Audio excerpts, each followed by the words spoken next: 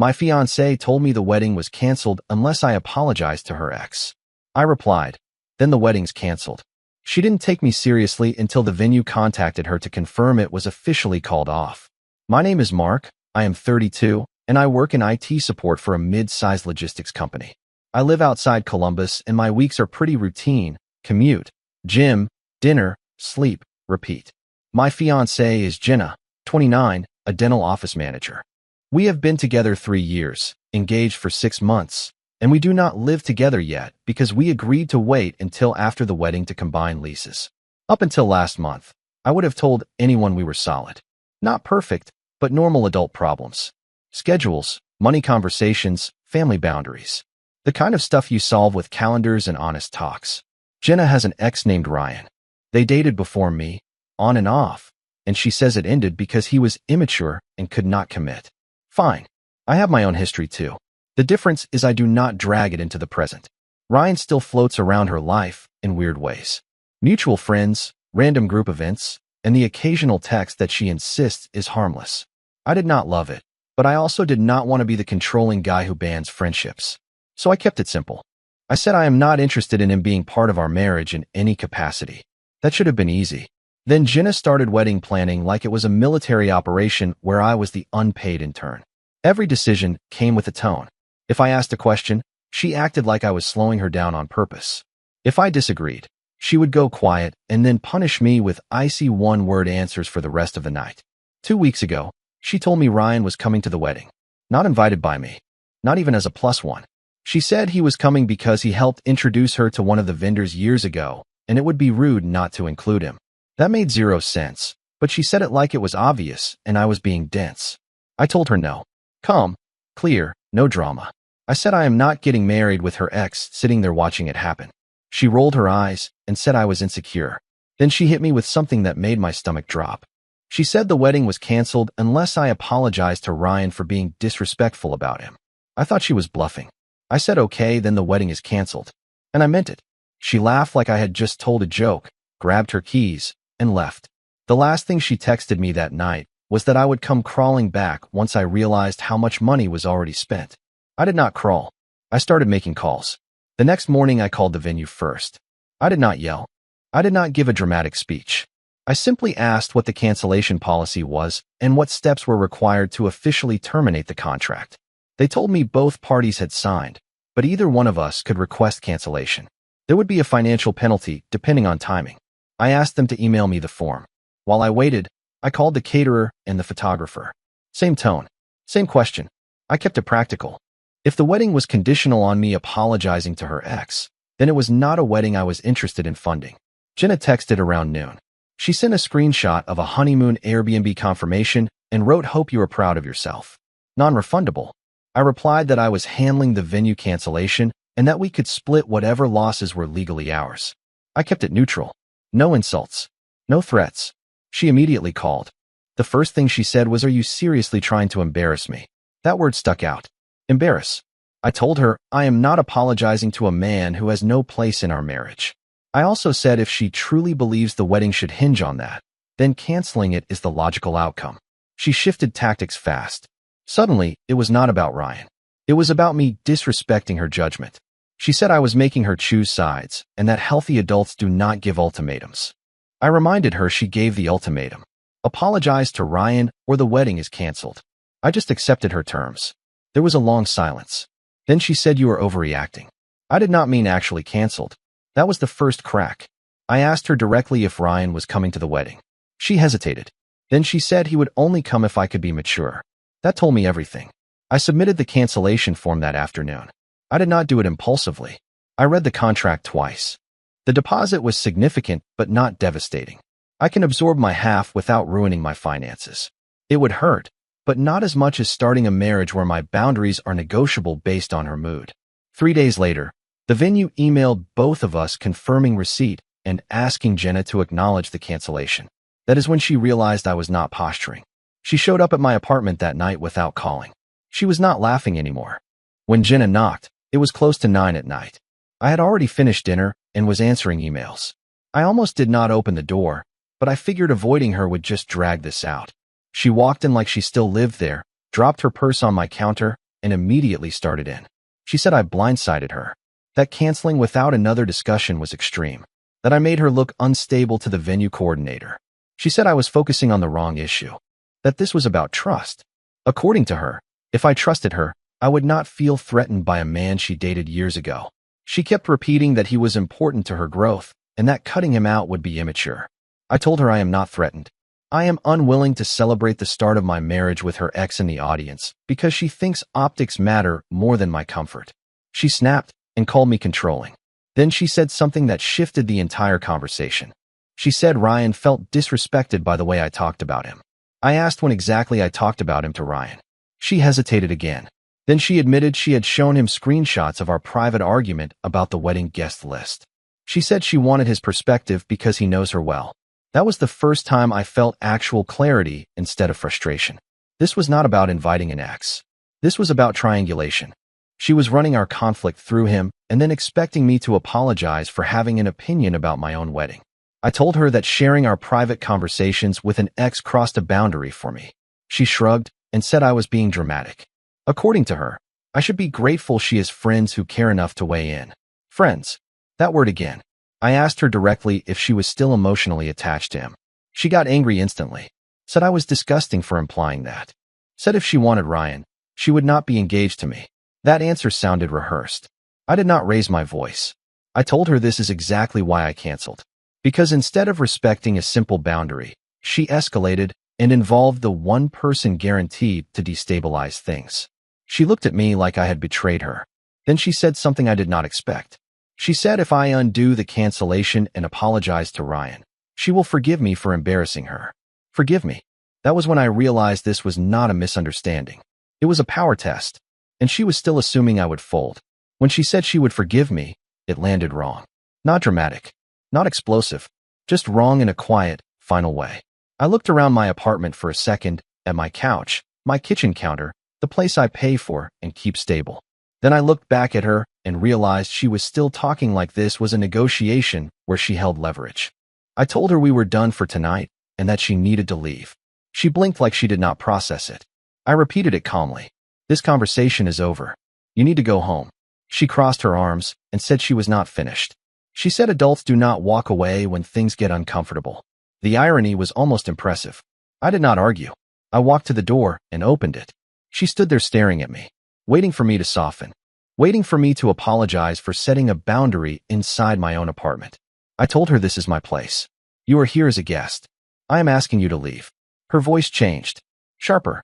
She said I was trying to intimidate her, that this was emotionally abusive, that canceling the wedding and now physically removing her proved I was unstable. I stayed calm. I said there is nothing unstable about asking someone to leave your home when they are disrespecting you. She grabbed her purse but did not move toward the door. Instead, she tried one more angle. She said if I force her out, we are really over. That was the second power test. I told her yes. If that is what it takes for you to understand I am serious, then yes. She stared at me for a long moment like she expected me to crack. When I did not, she walked past me and into the hallway. Before leaving, she turned and said you are going to regret this when you realize you threw away a marriage over your ego. I said I am not throwing away a marriage. I am refusing to start one like this. Then I closed the door. I locked it. Not dramatically, just mechanically. I stood there for a minute afterward to make sure she was actually gone and not waiting for me to reopen it. She texted 10 minutes later. Long paragraphs about how cold I was, how disappointed her parents would be, how people would talk. Not one sentence about respecting my boundary. That was when the calm really set in. Because if kicking her out of my apartment felt like relief instead of panic, that told me everything I needed to know. After I locked the door, the messages kept coming. At first it was anger. Then it shifted to guilt. She said I embarrassed her in front of the venue coordinator. She said her mom was asking questions.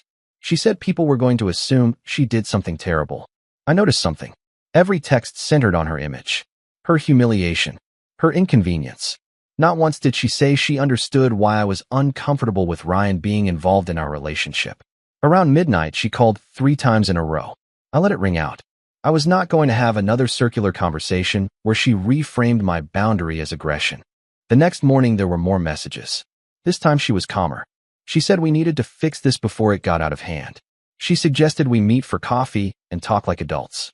She also added that Ryan thought this whole thing was a misunderstanding and that he was willing to accept my apology privately if that made it easier.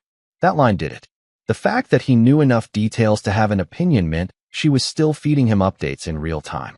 Our relationship was apparently group chat material. I responded once. I said I am not apologizing to him, and I am not continuing a relationship where my fiancée prioritizes her ex over basic boundaries. I wish you well. She immediately replied that I was being dramatic again and that blocking her would prove I never loved her. I did not argue. I did not explain further. I blocked her number. Then I blocked her on social media. Instagram, Facebook, even LinkedIn because I know how these things go. I did not want indirect messages, public posts aimed at me, or mutual friends acting as messengers. It was not done in rage. It was strategic. If I left one channel open, she would use it to pull me back into debate. And debate was her strength. She thrived in gray areas where she could reframe things until I was defending myself instead of addressing the original issue. Blocking her was not about punishing her. It was about ending the cycle cleanly. An hour later, my phone lit up with an unknown number. I let it go to voicemail. It was Ryan.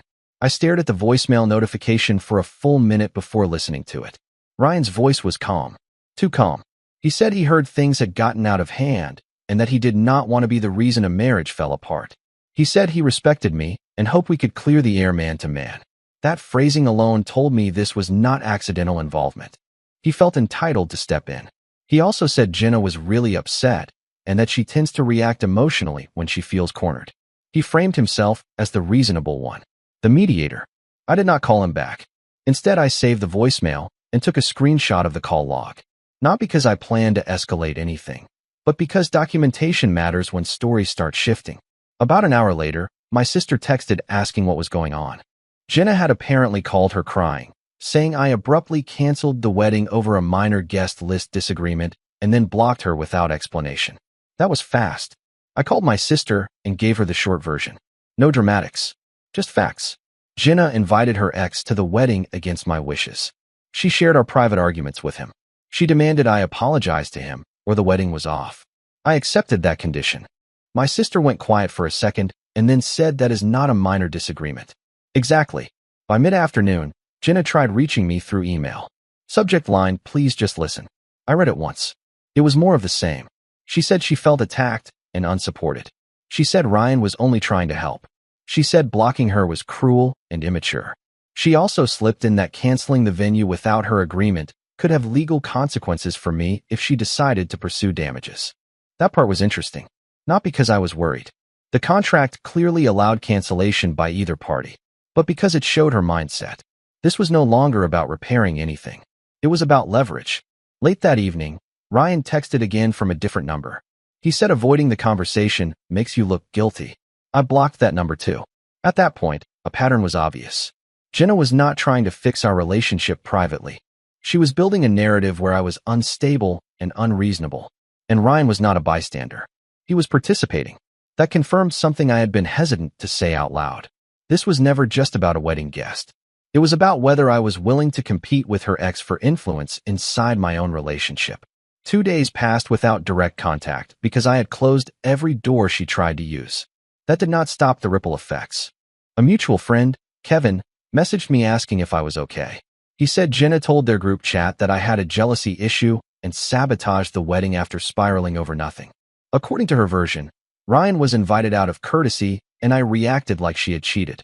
I called Kevin instead of texting back. I laid out the timeline in simple terms. She invited her ex. I said no. She made the wedding conditional on me apologizing to him. I accepted. She involved him in private arguments. I ended it. Kevin was quiet for a while. Then he said that was not how she presented it. Of course it was not. That afternoon I received an email from Jenna's mother asking if we could talk. It was polite but pointed. She said marriages require compromise and that pride should not ruin a future. That word again. Pride. I responded respectfully. I said this was not about pride. It was about boundaries and trust. I told her I was not comfortable marrying someone who involved her ex in our conflicts and made my participation conditional on appeasing him. She did not reply. Later that night, Jenna showed up at my apartment building again. I know because my downstairs neighbor texted me that someone was buzzing repeatedly. I did not answer. I had already made it clear she was not welcome. Instead, she sent one final email. It was longer than the others. Less angry. More strategic. She said she was willing to uninvite Ryan if that is what it took to move forward. But she needed reassurance that I would not humiliate her like that again. She also asked that I apologize to her for overreacting and for canceling the venue without giving her a chance to calm down. There it was. She would remove Ryan as a guest, but only if I admitted fault for standing my ground. I read it twice to make sure I was not misinterpreting it. It was not an apology. It was a trade. And I realized something uncomfortable but necessary. If I agreed, I would be setting the precedent that whenever she pushed too far and I resisted, I would eventually absorb the blame to restore peace. That is not a partnership. That is training. So I did not negotiate. I forwarded the email to myself for record keeping. Then I contacted the venue one more time to confirm the cancellation was finalized and non-reversible without a brand new contract. They confirmed it was closed. There was no going back now. Not administratively. And not personally. The following week was quieter on the surface, but not actually calm. Jenna stopped trying to contact me directly. Instead, I started hearing secondhand updates. A co-worker of hers apparently told a mutual acquaintance that I had cold feet. Someone else heard that I was insecure about her past and could not handle being with a woman who had history. It was interesting how consistent the framing was. In every version, I was fragile, overwhelmed, threatened. Never once was the story that she demanded I apologize to her ex as a condition of marriage. I did not respond publicly. I did not make posts or try to correct the narrative in every circle. That is a losing game. People believe what aligns with their prior opinions. Instead, I focused on logistics. We had already planned to move into a new apartment together after the wedding. The lease application was pending. I called the property manager and withdrew my portion formally. I asked for written confirmation that I was no longer attached to the file. I did not want my name lingering anywhere she could use it. I also reviewed the vendor contracts to ensure my financial exposure was capped. The deposit losses were real, but manageable. I paid my share immediately and kept the receipts. Around this time, one more unexpected thing happened. Ryan emailed me directly, not from a burner number, not anonymously, from his actual work address.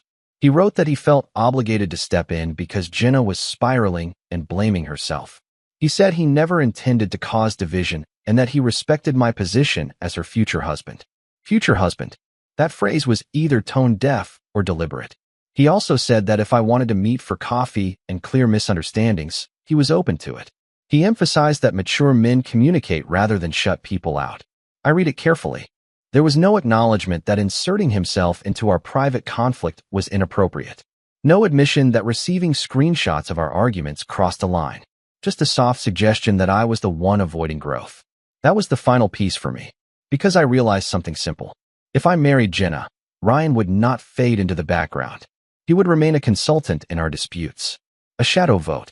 And Jenna would continue to present that as reasonable. So I replied once. I said there is no misunderstanding. This is not your relationship to mediate. Do not contact me again. Then I blocked his email. That night, for the first time since this started, my phone was completely silent. And the silence felt clean. About a week after everything went silent, I ran into Jenna at a grocery store near my place. Not planned. Just bad timing. She saw me first. I could tell because she froze mid-aisle, then straightened her posture like she was preparing for an audience. I considered turning around, but I decided I would not act like I had something to avoid. We ended up facing each other near the dairy section. She looked different. Not devastated. Not remorseful. Composed. She said hi like we were co-workers who had not spoken in a few days. I nodded and said hello. There was a pause where she clearly expected me to open the door to conversation. I did not. So she did. She said she wished I had handled things differently. That canceling publicly instead of working through it privately hurt her deeply. She emphasized publicly, as if I had posted a billboard instead of contacting vendors directly. I told her I handled it privately. Vendors are part of wedding logistics. They needed accurate information. She sighed and said, "You know what I mean." Then she said something that confirmed I made the right call. She said Ryan agreed that we both escalated and that with proper communication, we could have avoided this whole mess. There it was again. Ryan as evaluator. Ryan as judge. I asked her one final question. If we rewinded to that night, and I said I am not apologizing, would you have respected that without consequences? She hesitated. Not long, but long enough. She said I just needed you to show me you could put my feelings first. That answer was honest. And revealing. Putting her feelings first meant subordinating my own boundary. It meant accepting that her comfort with her ex outweighed my discomfort. I told her calmly that I am not interested in a relationship structured that way. She looked annoyed then. Not sad. Annoyed. Like I was being difficult for no reason. She said, "I guess that is it then." I said, "Yes. That is it." We stood there another second. Then she picked up her basket and walked away without looking back. I did not feel anger or regret, just confirmation. Because even at the end, she framed the issue as my failure to prioritize her feelings, not her failure to protect our relationship from outside influence. And that difference is not small. It is foundational. It has been 3 months since the wedding was officially canceled. The financial fallout is settled. We split the non-refundable deposits according to the contracts we signed. There was no lawsuit, no dramatic legal threat, just paperwork and receipts. The social version of events stabilized too. The people who wanted to believe I panicked still believe that. The people who asked for my side heard it and made their own judgment. I did not chase validation. Jenna and I have not spoken since the grocery store. A mutual friend mentioned recently that she and Ryan have been spending a lot of time together again. I did not ask follow-up questions. It is not my business anymore. If anything, it reinforces the instinct I had when she insisted he needed to be part of our wedding day.